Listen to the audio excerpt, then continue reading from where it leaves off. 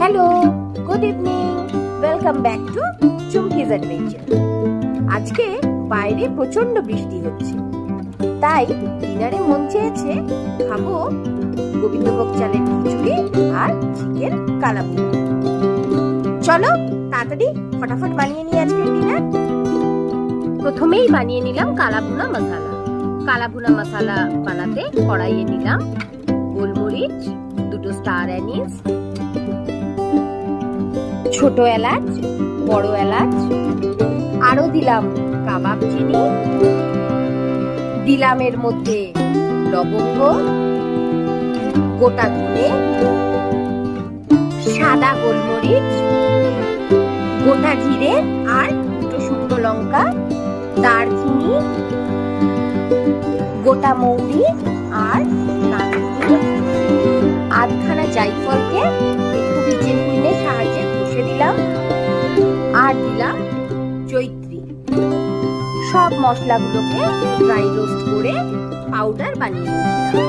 এই পাউডারটা ইউজ করবো পুরো রান্নাটাতে। চিকেনটা বানাতে প্রথমে প্যানে তেল গরম করে নিয়েছি।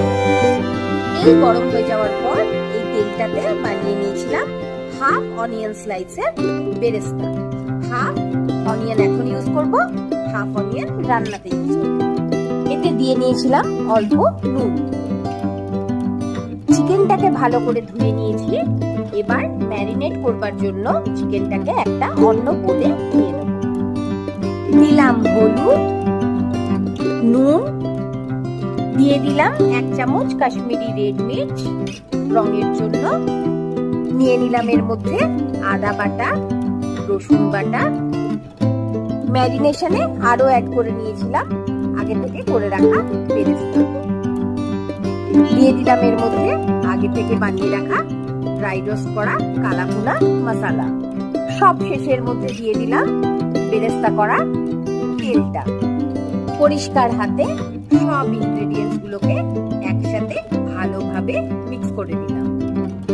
ম্যারিনেট হতে রেখে দিলাম আধ ঘন্টা। আধ ঘন্টা হয়ে গেছে।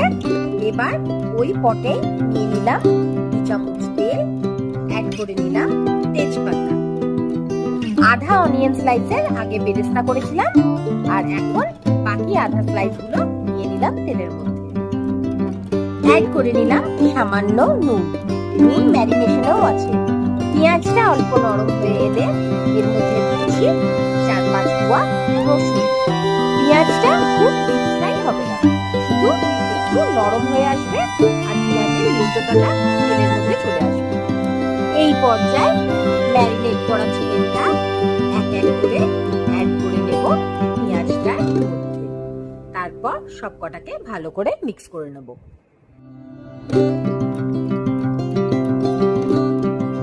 মিডিয়াম টু হাই হিটে পেঁয়াজটাকে নাড়িয়ে চাড়িয়ে চিকেনের সাথে ভালো করে কোট করিয়ে নেব। চিকেনটাকেও একটু ভাজা ভাজা করে নেব। চিকেনটা এবার অল্প অল্প জল ছাড়তে শুরু করেছে। এই রান্নাটাতে একটুও জল ইউজ হবে না, পুরোটাই চিকেনটা নিজের জলেই সেদ্ধ হবে। অ্যাড করে নিলাম এর মধ্যে ফেটিয়ে রাখা টক দই। টক দই থেকেও জল বেরোবে, এতেই চিকেনটা পুরো সেদ্ধ হয়ে যাবে। দইটাকে ভালো করে চিকেনের সাথে মিক্স করে নেব। এরপর শুধু ঢাকা দিয়ে কষতে থাকবো। মাঝে মধ্যে ঢাকা খুলে চেক করতে হবে জল শুকিয়ে চিকেনটা তলা ধরে যাচ্ছে। আবার একবার নাড়িয়ে চাড়িয়ে ঢাকা দিয়ে দিতে হবে। চিকেন কালাভুনা, ভুনা মানে ভেজে ভেজে করা, অ্যাকচুয়ালি মানে হচ্ছে কষে কষে করা। পুরো রান্নাটাই হবে শুধু কষা। কষতে কষতে নিজে থেকেই রংটা চেঞ্জ হয়ে এটা কালো রঙে পরিণত হবে।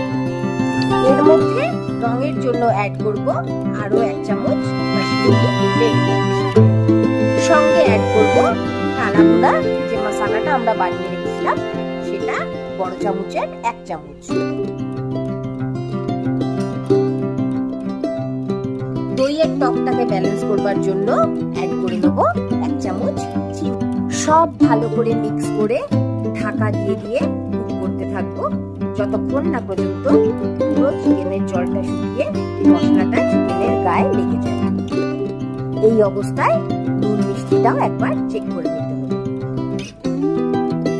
কষতে কষতে চিকেনটার রং যখন চেঞ্জ হয়ে পুরো কালো হয়ে যাবে তখন এটাকে নামিয়ে নিতে হবে।